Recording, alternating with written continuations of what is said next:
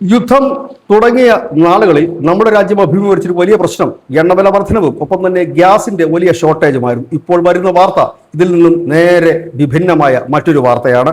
ഒരുപക്ഷെ നമുക്ക് സന്തോഷിക്കാൻ കഴിയുമെങ്കിൽ തന്നെയും ഇതിന്റെ കോർപ്പറേറ്റുകൾ ഇല്ലെങ്കിൽ ഈ കമ്പനികൾക്ക് അത്ര സന്തോഷിക്കാൻ കഴിയുന്ന വാർത്തയല്ല. വിപണിയിൽ ഇപ്പോൾ ആവശ്യത്തേക്കാൾ കൂടുതൽ ആവശ്യത്തിലേറെ LPG ഗ്യാസ് ഉണ്ട് എന്നുള്ളത് തന്നെയാണ് ഇപ്പോൾ കമ്പനികൾ അഭിമുഖീകരിക്കുന്ന ഒരു വലിയ പ്രശ്നം. യുദ്ധം ഉണ്ടായ സമയത്ത് വലിയ രീതിയിൽ തന്നെ രാജ്യത്തെ പൊതുമേഖലാ സ്ഥാപനങ്ങൾ LPG വാങ്ങി കൂട്ടിയിരുന്നു. പ്രതിദിനം 40,000 ടൺ വരെ ഇറക്കുമതി ചെയ്തിരുന്നു. നിലവിൽ പ്രതിദിനം നമ്മുടെ ആവശ്യം തന്നെ 30,000 തൊട്ട് 32,000 ടൺ വരെയാണ്. പക്ഷെ പ്രതിദിനം 40,000 ടൺ വരെ ഇറക്കുന്ന ഒരു സാഹചര്യം നമുക്ക് യുദ്ധത്തിനിടയിൽ ഉണ്ടായിരുന്നു. അതുപോലെ തന്നെ നമ്മളുടെ ഈ ആഭ്യന്തര ഉൽപ്പാദനം വർദ്ധിപ്പിക്കാൻ സർക്കാർ തീരുമാനിക്കുകയും അതിനുള്ള നിർദ്ദേശം നൽകിയിരുന്നു. അതുമൂലം പ്രതിദിനം 54,000 ടണ്ണ് ഈ LPG ഉൽപ്പാദിപ്പിക്കുന്ന നിലയിലേക്ക് എത്തുകയും ചെയ്തു. ഇപ്പോഴത് കുറച്ചിരിക്കുന്നു.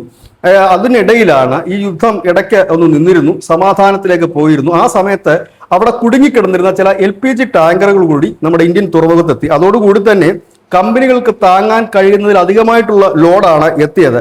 ഇതിനിടയിൽ ഈ പ്രതിസന്ധി രൂക്ഷമാകുമെന്ന് കണ്ട പല പ്രമുഖ ഹോട്ടലുകളും കോർപ്പറേറ്റ് സ്ഥാപനങ്ങളും എല്ലാം തന്നെ LPG ഉപേക്ഷിച്ചു. അവർ PNG-യിലേക്ക്, അതായത് പൈപ്പിംഗ് നാച്ചുറൽ ഗ്യാസ് സിസ്റ്റത്തിലേക്ക് മാറുകയുണ്ടായി. അതുപോലെ ബയോമെസ്സും ഒക്കെ ഉപയോഗിച്ച് അവർ മറ്റ് ഊർജ്ജ സ്രോതസ്സുകളിലേക്ക് മാറി.